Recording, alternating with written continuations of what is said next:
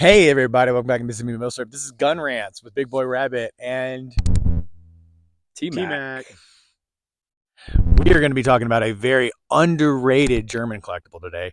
It is a 38H Saur und Son. The 38H, H stands for Han because this is a hammered fire system. There's a little hammer in here. It's really cool, much like the Colt 1903s has a little tiny hammer back there. They're not hammerless, even though they were marketed as being hammerless, but they Oh, weren't. yes. The 1903 was marketed as a hammerless, but it does have a hammer It does. inside. It does, in fact, have a hammerless inside of it. But they just wanted, where the 1903, it fails on this, where the 38H is absolutely phenomenal of taking that hammer away and still leaving it because of this lovely little cocking lever here. And what that cocking lever does, go ahead and manipulate it on the camera.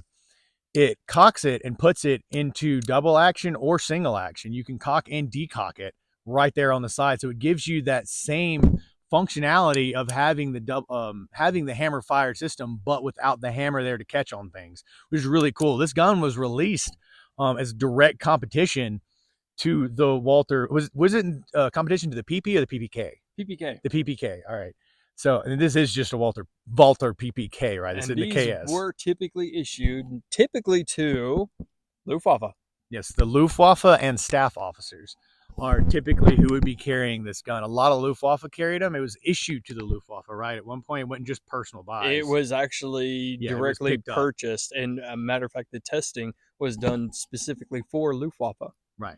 And a lot of staff officers in the Wehrmacht use these, and I'm sure SS staff officers, SS staff, right? Or was the SS staff Wehrmacht? Typically, your SS would be carrying a Viz 35 or a Luger.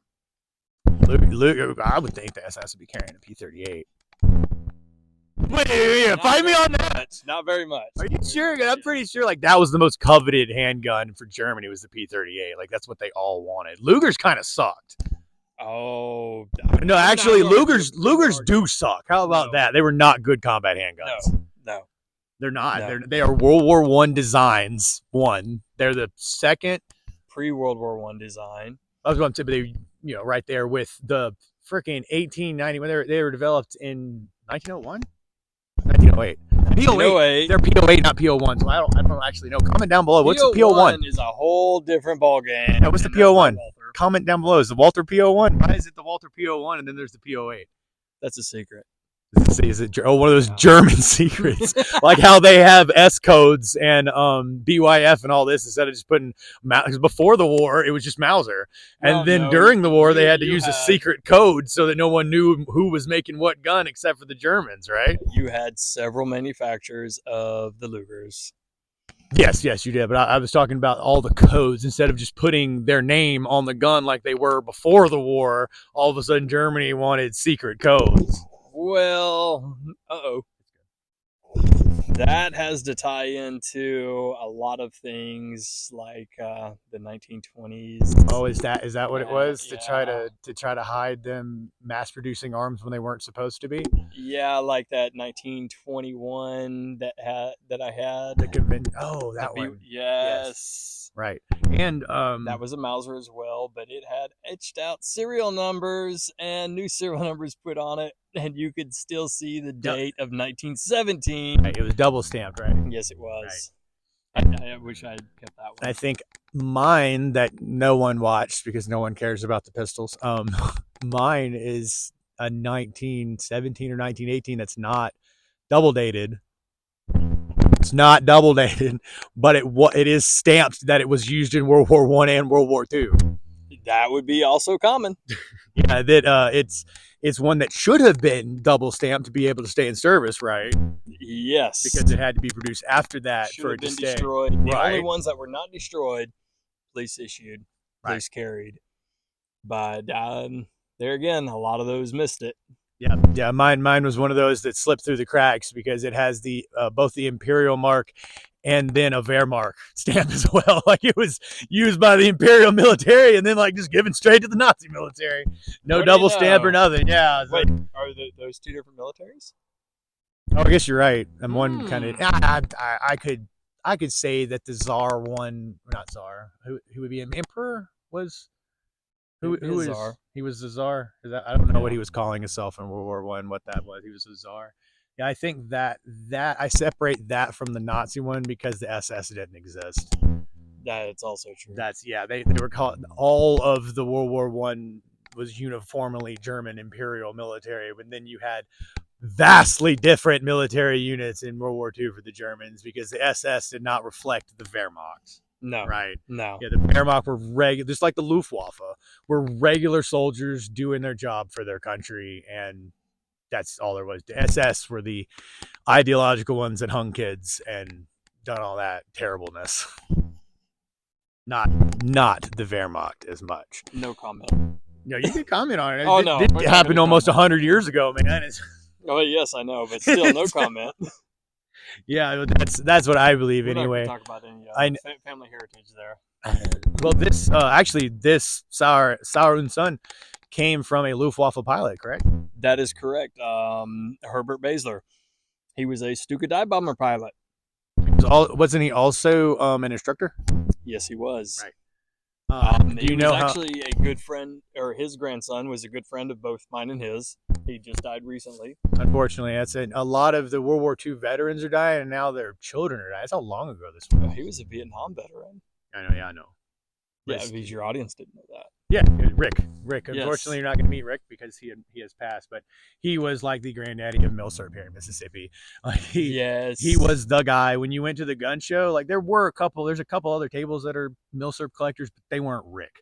Like Yeah, they were not Rick. Rick's going to have the best stuff and he's going to have the best prices, and he's also one of the most knowledgeable people I've ever met when it comes to World War II. Could be why me and Rick always had a table together. Yeah, 100%. And any time I was at the show, I would be hanging out as close to Rick's table as I could. But 100%. this pistol belonged to his granddad. His granddad brought it back from Spain because his granddad defected to Spain. That is how this pistol got here, and Rick actually gave this to me. It was his granddad. I thought it was his dad. No, his dad was a Korean vet. Ah, okay. Gotcha. Yes, that's a long family history. Now that's pretty cool. If his dad fought with the Luftwaffe, and then his granddad fought with the Luftwaffe, and then his dad would have been fighting with the U.S. in Korea. Yes, That's pretty cool, huh? That's pretty dope. So he defected to Spain. You wouldn't know what year. 1944. That's when he defected. Yes, That's okay. Because he defected out of France. All right. So what happened there is he saw the holes in the ship. He saw the water rising, and he said, "I think it's time to stop fighting," and left. That's and what it that was sounds very like. late 1944 when he defected. Yeah, that 100%. He saw the writing on the wall, like a lot of German military did, and just got out of there. I know a lot of the ones that were up in the Balkans toward 1944 were just stopping fight, like they just weren't fighting anymore. They're trying to leave and get to South America. A lot. I actually have from Rick, because me and Rick were very close and we did a lot of gun shows together. I have a lot of things from Rick that probably can't show on your channel because of symbolics. Oh yeah, unfortunately the gray period from 1938 to 1945 in Germany, we can talk about it. We just can't talk about certain symbols, can't show certain symbols, and Correct. it's fine. It's okay. We just talk about the World War II aspects. So there are a lot of really cool World War II relics that we have. They're World War II relics, 100%, but unfortunately they have a Indian symbol of peace on them. Like an original flag. Yeah. That Rick's dad did bring home or brought over. Because even if they didn't back the Nazi party, they were still proud of their country, and that was their country's flag at the time. Correct. Right? It wasn't the party flag, that was the country's flag at the time. Correct. Right. So that's a lot of soldiers, just like American soldiers, bring home American flags. When the German soldiers saw that it's time to leave because we're losing severely, and our leader does not want us to stop fighting, but we collectively want to stop fighting, they took their stuff that they were proud of, they took it home with them. It's not because they were Nazis. All right. That is also correct. Yeah, you can say Nazis, not because they were Nazis. They were just proud of their equipment. And so they brought it home. That's how a lot of stuff got to the U.S. Like this. Yeah. If you'll notice, there are no import marks. None whatsoever. And it is in absolutely phenomenal condition, with a lot of the Luftwaffe carried weapons are in phenomenal condition. And one way that you can actually tell, other than there is a proof mark, correct? Yes, we do have our eagle over N. That's about as close as we can get. No, that is not the eagle over the peace symbol Right, or the arrows, or the because the arrows. arrows would mark a Luftwaffe, right, or Wehrmacht. Wehrmacht. No, That's the Wehrmacht. arrows would indicate SS. It is. Yes. My Luger P08 is was used in by Imperial World War One and then used by SS World War Two. Yes. Yeah, but don't go watch that video. It's stupid. Lugers are dumb, and mine with a bring back story with all this history is stupid. So don't watch that. Yeah, so don't go watch that. Don't go back to my channel and watch this really super insane PO8 history with blood pitting. Oh, you don't know what that is? Well, don't go watch the video because you'll never know.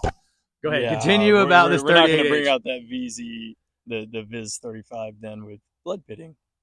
Do you have one too? Yes, a Viz 35. That's pretty cool. Not a Luger though. I'm just saying, blood. We're gonna have to do a thing on blood pitting, and whether or not that is or isn't an actual thing. I know for a fact that it is. That's an actual thing. It's 100%. I've seen bayonets with it. Yes. The bayonets that were used, put in the scabbard, bloody, and then probably the soldier died, and the bayonet was left there on the battlefield for however long. Or and then, a pistol accidentally falling under someone and somebody rolling them over, finding the pistol covered in blood, and they don't bother to clean it for several weeks, and right there you go, you have blood pitting. They just pick up the pistol because every American serviceman wanted a German Luger to bring home, and then he can't show that right to anybody. He can't show it because then an officer's probably going to take it away. How did 1935 Walther with no import marks? Yes, we can look all you want. You're not going to find an import mark. Not even under the grips. We've looked. Now, there is another reason that it could not have import marks as well, because prior to date inserted here, you did not have to put import marks on it. That is also true. It wasn't mandated until I know it was after, very much after these were possibly being imported.